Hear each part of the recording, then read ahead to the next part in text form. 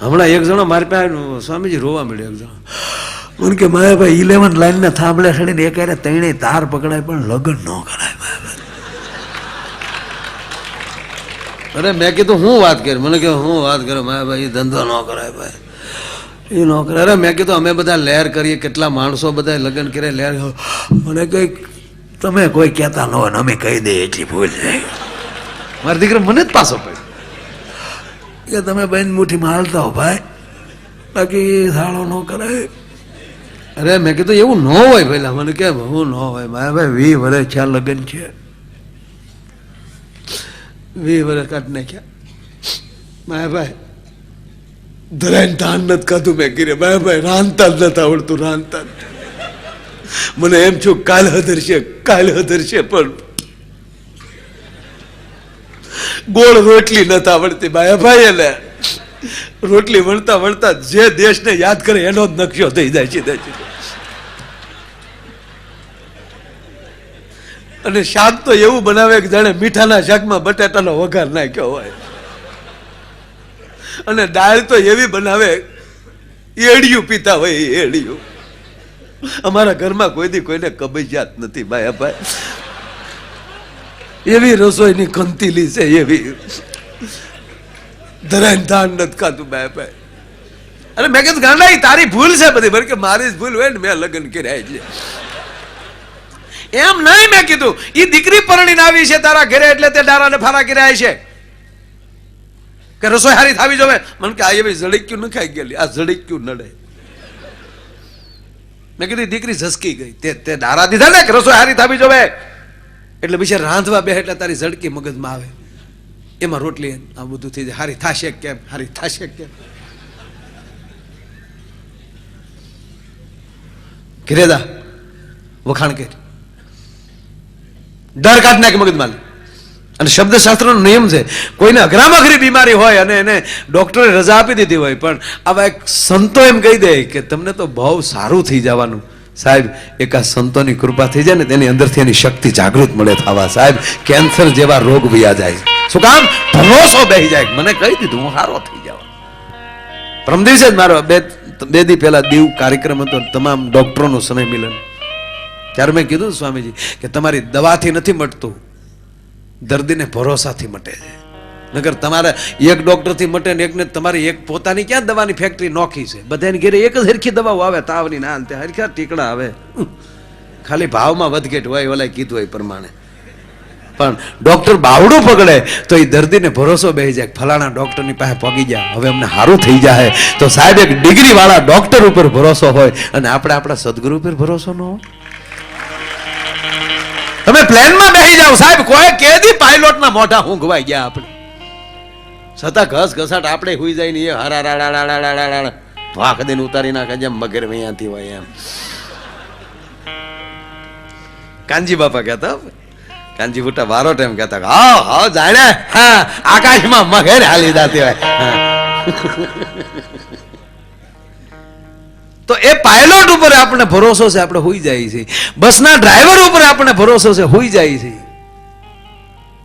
એક દી અમે ભૂરો બસમાં નીકળ્યા યાત્રામાં 3-4 દિન. તો ભૂરો આવ્યો મારી પાસે રાતે 1 વાગ્યો. મને કે હોઈ ગયા? મેં કીધું હોઈ જ જવાય. મને કે ડ્રાઈવર જાગે હોય જી. તારો બાપી જાગે એટલે જ આપણે હુતા જઈએ એમ. આ સમાજના સંચાલન કરનારા સાધુ છે, એ જાગે છે ને એટલે આપણને નીંદરો હરીખ્યો આવે છે. મારા બાપ એ જાગે. કુરુક્ષેત્રના યુદ્ધના મેદાન મંડાઈ ગયેલા સાહેબ. અને 7મો દિવસ દાદો ભીષ્મ જ્યારે એમ કે ભાઈ એ યુદ્ધની રમઝમાટી બોલાવતા હતા અને એવી પરિસ્થિતિમાં અડધી રાતને ટાણે અર્જુન જેમ કહેવાય અર્જુનના ભવનમાં એમ કહેવાય જ્યાં કૃષ્ણ આવ્યા, અર્જુનને સૂતેલો જોયો અને અર્જુનને જગાડ્યો. કાલના યુદ્ધની તને ચિંતા નથી, તું સૂઈ ગયો, તને નીંદર કેમ આવી? તક પ્રભુ હું આવ્યો ત્યારે તમે જાગતા હતા. કા તક મને ભરોસો હતો મારો બાપ જાગે છે, હવે મારે હુઈ જવામાં કોઈ વાંધો નથી. પેલા હે કહેવાનો અર્થ એ જે ભરોસો છે એ ભૂકા કાઢ નાખે. એટલે મેં કીધું ડર કાઢ નાખ મગજમાં લી.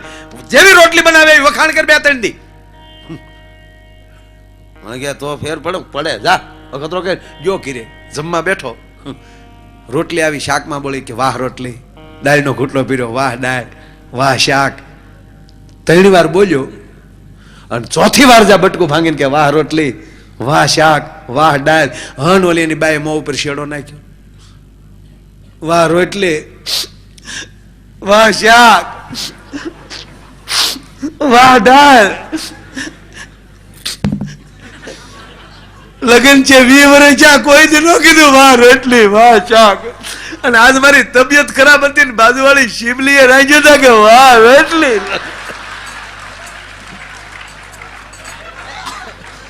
હવે ભોમાલી ફાલા ઉભા થાય એમાં આપણે શું કર લઈ ગયો તમે?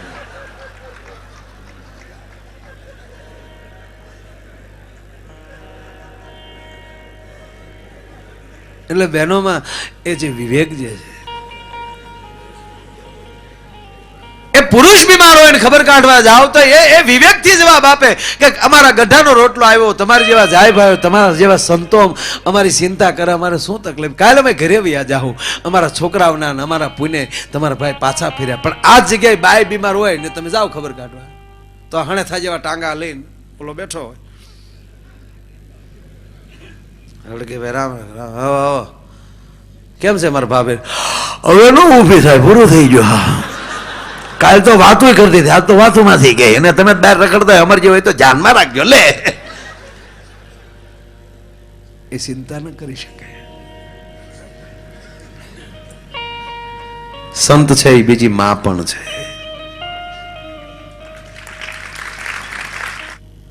જો 3-4 વાર છે. જો શહેરમાં માણા ભેગું કરવું હોય તો રવિવાર જોવે. શહેરમાં માણા ભેગું કરવું હોય, માણા નહીં પબ્લિક, માણા તો ગમે ત્યારે ભેગું થાય, પબ્લિક તો રવિવાર જોવે. ગામડામાં ભેગું કરવું હોય તો જમણવાર જોવે. તીર્થ ક્ષેત્રોમાં ભેગું કરવું હોય માણા તો કઈક તહેવાર આવો જોવે. આ તીર્થ ક્ષેત્રમાં આવો તહેવાર ઉભો થયો એટલા બધા ભેગા થયા. શહેરમાં રવિવાર, ગામડામાં જમણવાર, તીર્થ ક્ષેત્રમાં તહેવાર. પણ મરી જાય ને ત્યારે નનામીમાં ભેગા કરવા હોય ને, એ તો સદગુરુની કૃપા હોય તો જ તમારો વ્યવહાર હોય તો માણા ભેગું થાય સાહેબ, નહીતર ભેગું ન થાય. એમ ગુરુ છે એને અરે ભેટો કરાવી દે, લહેર કરાવી દે, એટલે માણાનો વ્યવહાર ભૂકા કાઢ નાખે હોય.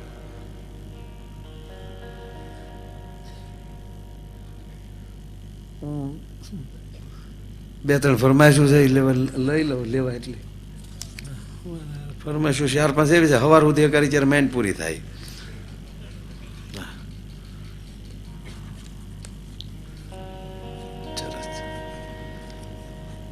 હમણાં તો સ્વામીજી યુવાનો ક્રિકેટ બાજુ બહુ વળ્યા. તેંડુલકર આઉટ થઈ જાય તો બધા ઢીલા પડી જાય, પૂરો થઈ ગયો. હવે જાણે બાપ મરી ગયો એવા નિહાક અમુક તો નાખે. હવે આઉટ થયો તો થયો, બીજી મેચમાં સદી ફટકારી છે. હવે તું હું કામ ટેન્શન કરે? ઘણા તો ખાતા નથી. જમવા બેઠા, આપણે બેઠા ને કે ભાઈ જમી લો ને, જમે હું રમવું ક્યાં કોઈ નહીં. એ તારો બાપ બીજું જમી ગયો હશે, તું જમી લે નકર હાવ હણા થાય જેવા ટાટિયા થઈ ગયા તારા. પણ હવે તો બહેનોની ટીમ શરૂ થઈ રમવામાં. હાશે હા, એટલે એ તો ભૂલાઈ જાય. હમણાં દીકરીઓ રમે છે ક્રિકેટ. હમણાં ઓસ્ટ્રેલિયા રમી આવી ભારતની દીકરી, એ મીંડલા ટોપામ નાખીને જાય.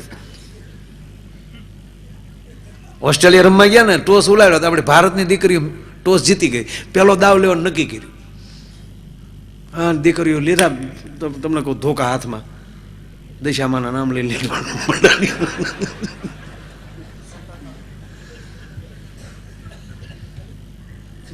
ઓસ્ટ્રેલિયાની સામે 50 ઓવરમાં 250 રન ખડકી નાખ્યા આપણી દીકરીઓ. અને આપણે અહીંથી જે મેચ જોવા ગયેલા એ ઓલા ત્રિંગા પંપુડા વગાડ્યા ને બધું ફડાક્યા ફોડ્યા. પણ ઓસ્ટ્રેલિયાની દીકરીઓ જ્યાં દાવમાં આવ્યું ને આપણી દીકરીઓ ફિલ્ડિંગમાં ગઈ, પણ એવી બોલિંગમાં ફેલ ગયું આપણી દીકરીઓ ફિલ્ડિંગમાં. અને ઓલિયું દીકરીઓ હું ખાઈ આવ્યું હોય, હું પીને આવ્યું હોય, મારો રામ જાણે. બાય 20 ઓવરમાં 200 રન કરી નાખ્યા. 20 ઓવર 10ની રન રેટ જામ જમાટી. ઓલા જે આપણા જે જોવા ગયા હતા ઓલા ત્રિરંગા બધા હકેલ હકેલીને બે ગયા. અમે હું પૂરું થઈ ગયું. હા હમણાં, કારણ કે હવે મૂળ પસારણ કરવાના 30 ઓવર પડીને વિકેટો બધી પડે, પૂરું કરી નાખ્યું. હા, પછી 20 ઓવર પછી લંચ નાસ્તો આવ્યો. નાસ્તો કરીને ઠંડા પીણા પીને પછી જે પાછું આપણી દીકરી ફિલ્ડિંગમાં આવ્યું રણછોડ, કોને ખબર હું પી ગયો, 5 જ ઓવરમાં all out, Australia all out. ઓલા જે થઈ પાછા ઓસ્ટ્રેલિયા મોઢા માલી કોળિયો લઈ લીધો, જીતી ગયો આપણી દીકરી. હે ફટાકડા ફોડ્યા, ઝમઝમાટીને કપ લઈને પાછું ફરી ગયું ત્યાં ઓસ્ટ્રેલિયા. ભારત પરત આવવા માટે હવાઈ અડ્ડે પહોંચ્યું,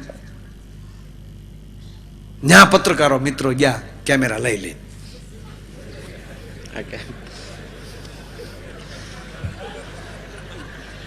અને આપણા જે બેન કપ્તાન જે બેન હતા કેપ્ટન, એની ત્યાં ગયા કે બેન અમારે પ્રશ્ન પૂછવો છે.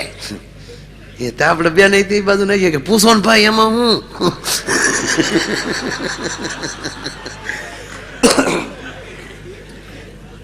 કામ ખોટું નહીં બોલીએ, જે છે ક્યાં હું બેન એરપોર્ટમાં આમ જ બેઠેલા, પડકે બેટ પડેલા, આ બાજુ થેલા, જે હોય કયો ને તમ તાર ભાઈ કે બેન મારે એટલું જ પૂછવું છે, તમે 20 ઓવરમાં ન રન અટકાવી શક્યા, ન વિકેટ લઈ શક્યા, અને લંચ પછી એવું કેવો ચમત્કાર થયો કે તમે 5 ઓવરમાં ઓસ્ટ્રેલિયાને ઓલ આઉટ કર્યું. એ કહેતા એ તો થાય જ ને ભાઈ, પણ તમે કોઈને કહેતા નહીં તો કહો. એ કે કોઈ નહીં કહે, કયો. એ કે એમ એવું હતું ભાઈ,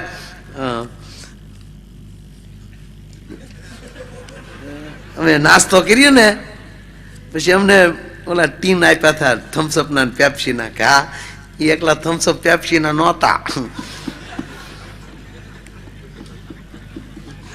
તમે દાંત કાઢો એવું નહોતું.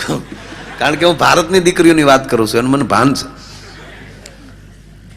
અરે એક ભાઈ આવડી ચીઠી આપી હતી, એ ચીઠીમાં એટલું જ લખ્યું હતું, બહેનો હારી જશું, ધ્યાન આપો, છેલ્લો મોકો, એક પ્રયોગ કરો. તમે જ્યારે બોલિંગ કરવા માટે રનિંગ કરો છો, દોડતા દોડતા તમારી સામે જે 3 સ્ટમ્પ દેખાય છે એ મગજમાંથી કાઢી નાખો. તમારી સામે સ્ટમ્પ નથી, સાક્ષાત તમારા સાસુ ઉભા છે, એ લક્ષમાં લઈને બોલિંગ કરો. પછી ફગે શેલી દીકરીએ જે વિકેટ લીધી ને એને તો સ્ટમ્પડાના 3 કટકા કરી નાખ્યા. મારો કહેવાનો અર્થ, સત્સંગથી, આવા સંતોની વાણીથી પરિવારમાં પ્રેમ વધે છે, એ મને ખબર છે સાહેબ. હાહુ મટીને માં બની જાય છે સાહેબ. એ દીકરાની વહુ મટીને જાણે દીકરી આવી હોય મળવા એવો ભાવ ઉભો કરે છે. એ જો કાંઈ થઈ શકતું હોય તો એ સત્સંગ જ કરી શકે, બીજું કોઈ ન કરી શકે. અને સંત થવું એ નાની માના ખેલ નથી સાહેબ.